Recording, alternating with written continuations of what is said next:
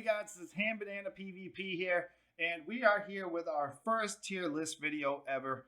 I did a poll a while back, and it was between weapon guides and tier lists, and you guys picked tier lists, so we will do those first, and then we'll get to the weapon guides later. So anybody who voted for weapon guides, don't worry, we're still going to do them. It's just going to be in a little while. This is going to be part 1, episode 1 of a 4-episode or 5 video series featuring the units of Conqueror's Blade. This one is going to be a little bit more of a boring one because it's going to be like the gray, white, and green units, aka peasant, tier 1 and tier 2 units. And we'll be doing these videos every single Monday from here on until we're done with the video series. So about a month's worth of videos here. It's going to be really fun. I'm really excited for it. And of course, yes, it's a Monday video, so there is going to be a giveaway attached to each one. The way we are going to do this giveaway this time is throughout the video here, I am going to say 3 codes, which you can put in your comments down below to enter the giveaway, which will be drawn around right around Friday night. And when you put the codes down in your in the comments below, you can put a comment if you want to say something nice about the video. I'd really appreciate it. So the first code that I'm going to give you here is going to be !Pike, !Pike will be the first code for the giveaway, and you have to watch the rest of the video. Unfortunately, I'm sorry, to get the 2 other codes to enter the giveaway, and it will be a $10 Steam gift card to the winner. There'll be one winner this week. One more thing before we start ranking these units here. By being a content creator for Conqueror's Blade, you can use my creator code HandBananaPvP, all lowercase letters, on the My Games store to get some awesome creator packs where we have unit skins, hero skins, some good things like premium account and XP cards and stuff like that. And at the bottom right of the screen here, you can see that is my code right there. And in the video description down below, there will be links to each one of the individual packs. And you can go there and check them out, see if there's anyone you like. It supports the channel, supports the game, and I'd really appreciate it, guys. All right, let's get into this tier list here.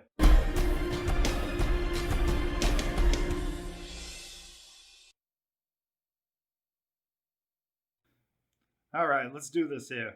So to start off here, what we're going to do is we're going to start with the lower leadership. I'm going to try my best to keep it like that, and then we're going to go to like the higher leadership tier 2 units later. First one here will be Martellatori.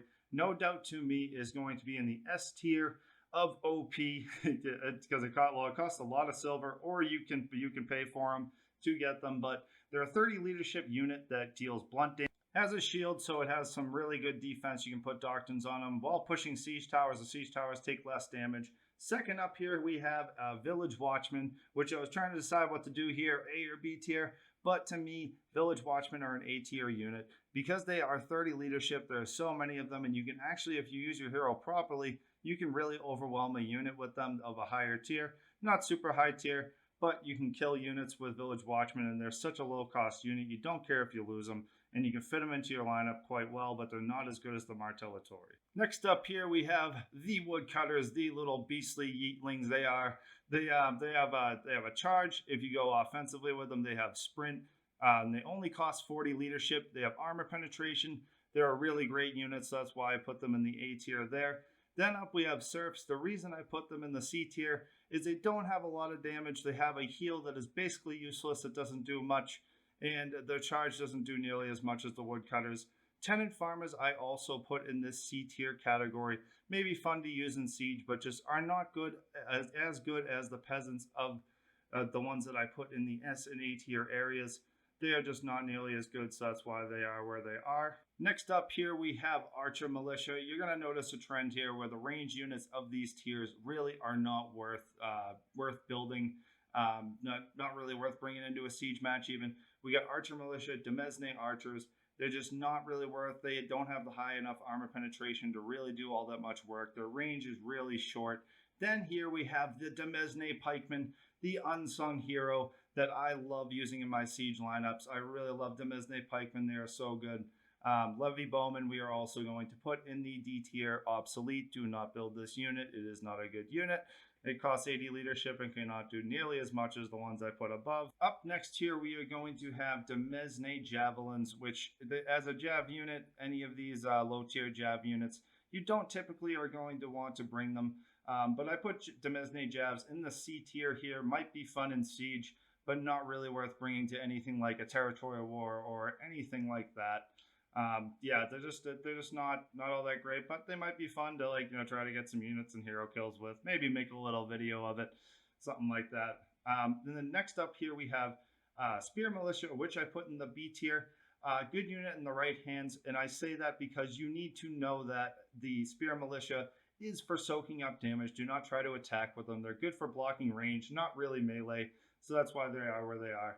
Sword Militia, I was trying to decide where to put them here, and I eventually put them in the B tier because they are a good unit in the right hands as well. While higher costing at 85 leadership, they are still a good unit, and they can overwhelm some of the lower tier peasant units if you do it right.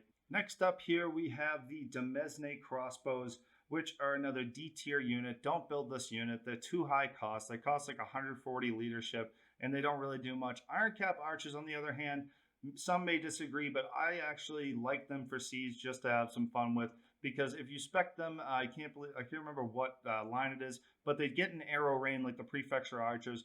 Obviously not nearly as good as them, but you can kill some range units and low tier pikes with them and stuff, so that's why I put them in that C tier area. Next up here, we are going to have the Black Dragon Archers, like the Martellatori. They are a mercenary unit. You can earn extra rewards with them. They don't have like high armor penetration. They have a little bleed that doesn't do too much. The reason I put them in the A tier, the meta unit tier, is because of like they are easier to get with the silver, or if you pay for them, and they only cost 100 leadership. So if you are borrowing on 100 or 110 leadership, they're a good unit to bring to siege. Not really meta in terms of territory war, but more so meta in terms of leadership and what they bring to the table for you. Because you can take out some other archers like Namcans and stuff if you like get the jump on them. Next up here we have Iron Cap Arquebusiers. I was torn on whether to put them into B or C tier, but they really are a C tier unit. They're a fun unit to use in siege, but with their leadership, that's where they go to the C tier. Demesne Spearmen, they are in the B tier for me because, like Spear Militia, they have a role, and if you use them properly in that role, then they are a good unit. Like blocking range, they don't block melee all that well, and that's why I put them where they are. Next up here we have Rattan Pikemen, and many would probably disagree with me on this. Some people like the Rattan Pikes, and I even like them as a unit, fun in siege, but they're just not nearly as effective as Pike Militia at the same leadership. Rattan Round Shields I put in the B tier because although they are 130 leadership, it's a unique leadership, and they are very fast, and they can soak up a lot of damage.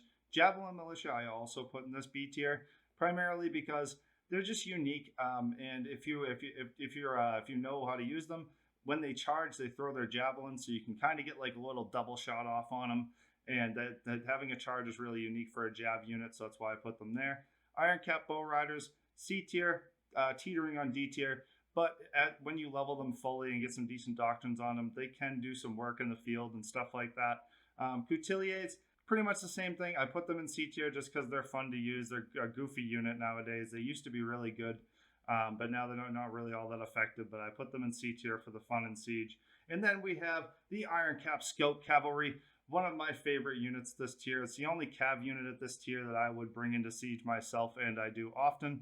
They are a lightning fast unit. Sadly, I don't have a clip to show you as I didn't save any, but they are a really fast unit. They do a lot of damage to unsuspecting infantry if you hit them from behind, and they're great at taking out range, and they actually have a really decent V attack with a short charge cooldown, so that's why I put them in the A tier meta unit area. Next up here, we have the Iron Cap Swordsmen. I saved the best ones for last tier. Iron Cap Swordsmen are a great tier 2 unit at 115 leadership.